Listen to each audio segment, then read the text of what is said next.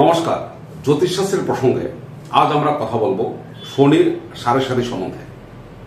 তো শনির সাড়ে সাথী সম্বন্ধে আমরা অনেকেই কিছু জানি এবং সেই সাড়ে সাথী এলে আমরা বেশ আতঙ্কিত থাকি। আমরা খোঁজ খবর রাখি যে কখন সাড়ে সাথী আসছে আমাদের জীবনে। আসলে শনি গ্রহ হচ্ছে আমাদের জ্যোতিষশাস্ত্রের ভাষায় দুঃখবাদী গ্রহ। তিনি রুষ্ক শুষ্ক গ্রহ। সত্যি বলতে কি, তিনি কিন্তু আমাদের চরম সত্যটা বুঝিয়ে দেন এবং সেই বোঝান তিনি কিন্তু তার মতো করে, এবং সে কারণেই শনির সাড়ে সাথীতে আমাদের মূল সমস্যাটা আসে। অর্থাৎ আমরা এতদিন ধরে যা সত্য বলে ভেবে এসেছি, সেই সত্য কতটা সত্য সেটা কিন্তু শনি গ্রহ বুঝিয়ে দেন।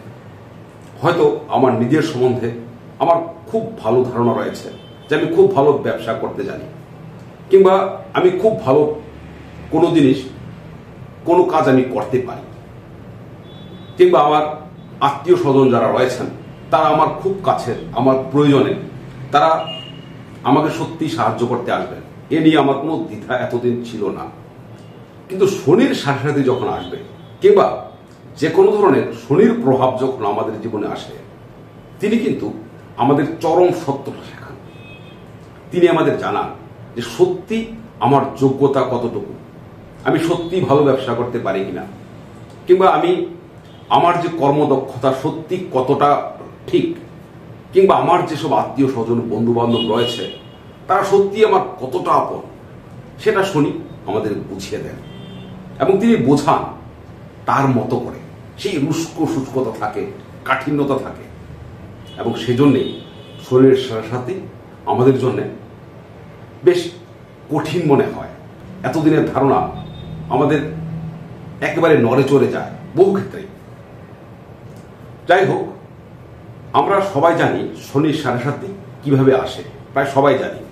তবে যারা জানেন না তাদের জন্য আজ একটু বলে নেই।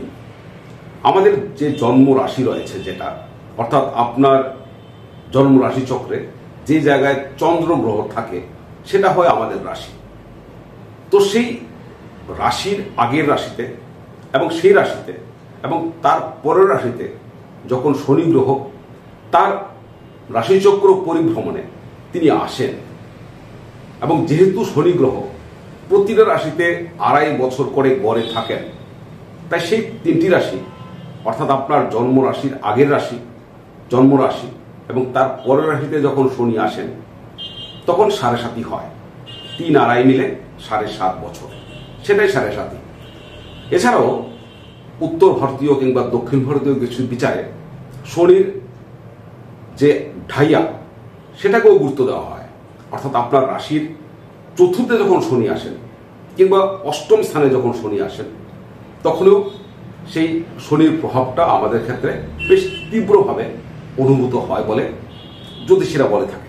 তো যাই হোক, এই যে শনির প্রভাব, মূলত সাড়ে সাথীর কথায় আমরা বলি, সেই সাড়ে সাথী কিন্তু রাশিচক্রে এমন 4টি রাশি রয়েছে, সেই রাশির জাতক জাতিকাদের ক্ষেত্রে এই শনির সাড়ে সাথীর প্রভাব কিন্তু ততটা অনুভূত হয় না।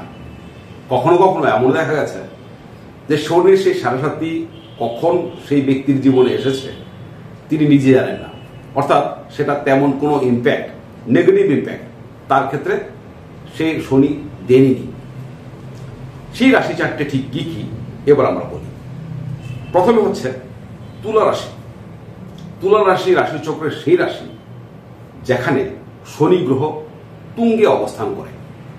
যদি কারো জন্ম রাশিচক্রে তুলা রাশিতে শনি গ্রহ থাকেন, তবে তাকে বলা হয় যে শনি আপনার উচ্চস্থ রয়েছে বা তুঙ্গে রয়েছে।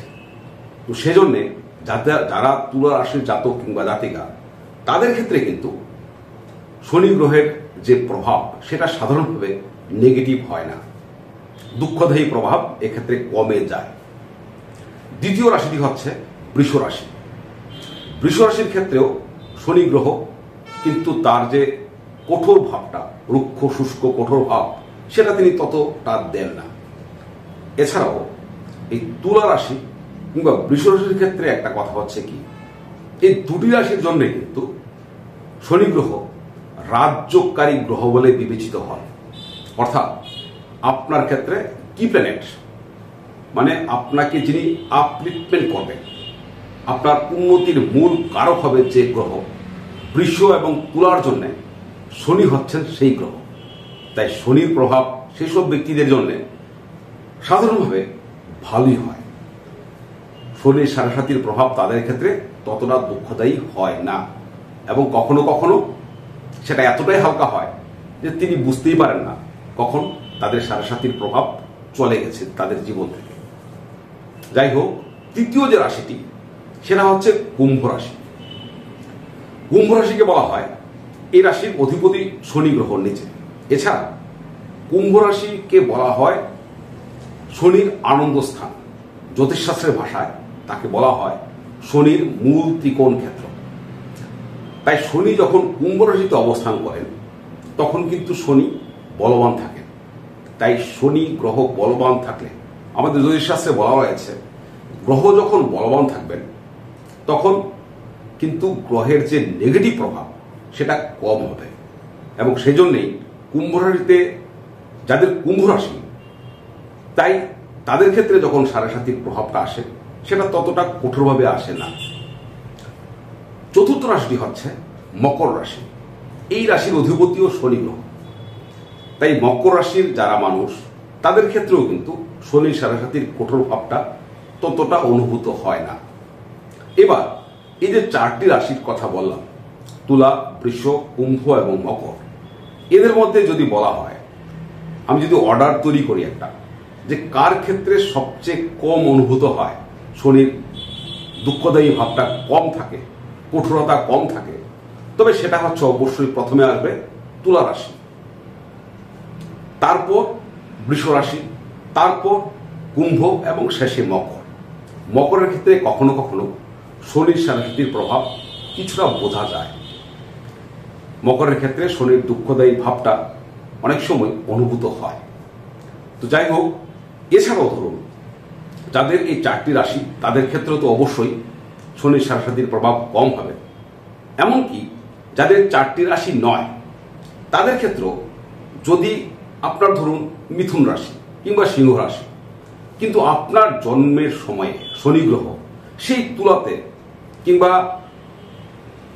বৃষ রাশিতে কিংবা কুম্ভ রাশিতে বা মকর রাশিতে ছিল এই শনি, তখনও কিন্তু সেই ক্ষেত্রেও কিন্তু শনির যে সাড়ে সাতির প্রভাব তা কমবে, সেটা ততটা কঠিন হবে না।